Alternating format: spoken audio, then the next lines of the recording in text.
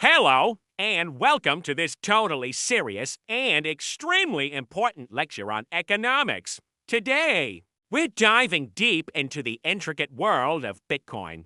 Bitcoin is a decentralized digital currency, meaning it operates on a peer-to-peer network without a central authority or bank. It's a revolutionary application of blockchain technology, which means no one controls it. Except, of course, for Elon Musk's tweets. And maybe that one guy in your high school who now calls himself a fintech guru. Essentially, Bitcoin is money, but specifically for people who are convinced the government is monitoring their every purchase. And also for people who tragically forgot the password to their wallet containing $3 million.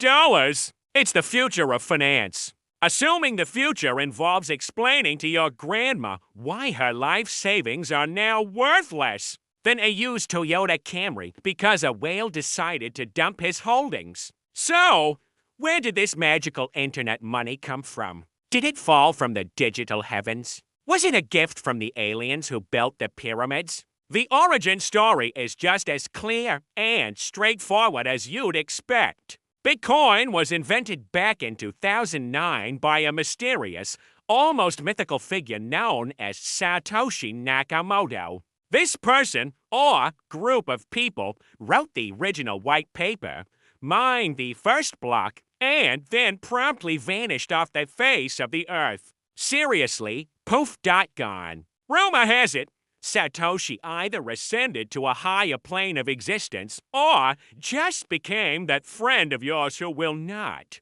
under any circumstances, stop talking about passive income streams and the importance of disrupting the system. He's probably trying to sell you a course on it right now. The initial idea behind Bitcoin was to create a way to buy things online anonymously. This was a groundbreaking innovation, especially for criminals who felt that PayPal was just getting a little too mainstream and, frankly, a bit too corporate for their taste. Before Bitcoin, they had to use cash, which is so analog. All right, let's get into the technicals. How does this whole thing actually work? Prepare to have your mind expanded.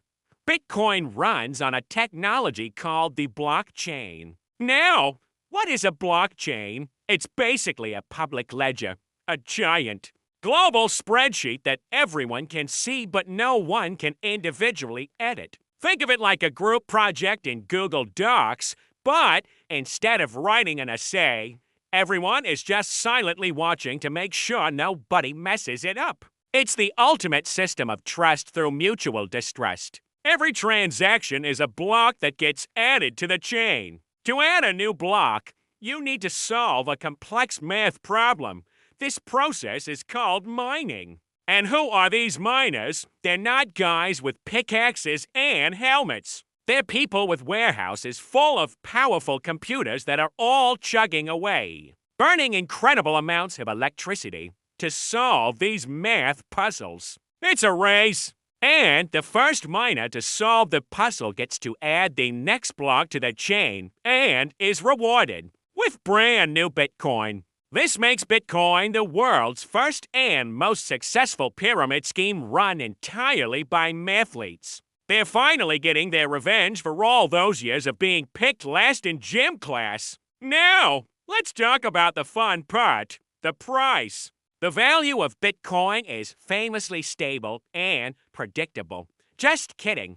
It's an absolute, unhinged roller coaster of emotion. The price can skyrocket by thousands of dollars in a single day, only to plummet just as quickly, because a celebrity made a joke on a late-night show. This makes it a fantastic investment if your hobbies include gambling, stress eating, crying in the shower, and compulsively refreshing your Coinbase app every 4 seconds. You'll see people online screaming HODL. This is a sacred term in the crypto world.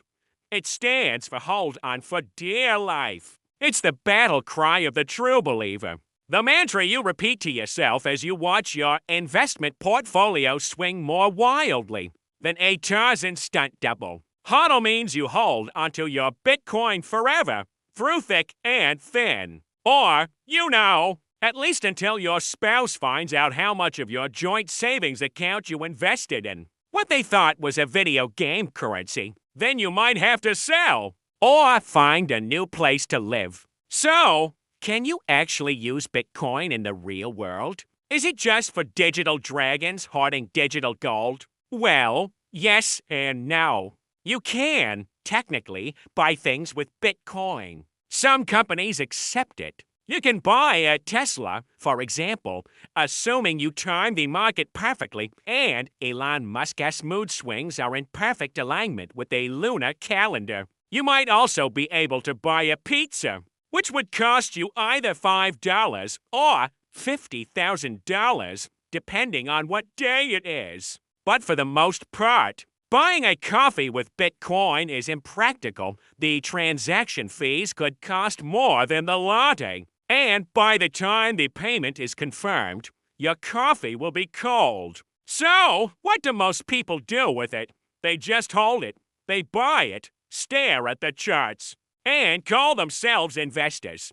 It's a lot like hoarding Beanie Babies in the 90s, but with a significantly worse environmental impact and a much higher chance of being scammed by a teenager on Discord. You're not just buying a digital asset, you're buying a story, a dream, a membership to an exclusive club of people who use words like fiat and decentralization at parties. So, what have we learned today?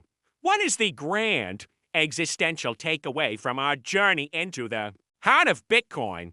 At the end of the day, Bitcoin is whatever you believe it to be. It's a revolutionary financial tool, a middle finger to the traditional banking system, a hedge against inflation, digital gold, a libertarian paradise, or just a really expensive way to learn what a blockchain isn't. It's a paradox wrapped in an enigma, secured by cryptography. So, as you venture out into the wild world of digital currencies, remember these 3 simple rules. Invest responsibly, always diversify your portfolio. And most importantly, never ever take financial advice from a guy on the internet with laser eyes. In his profile picture.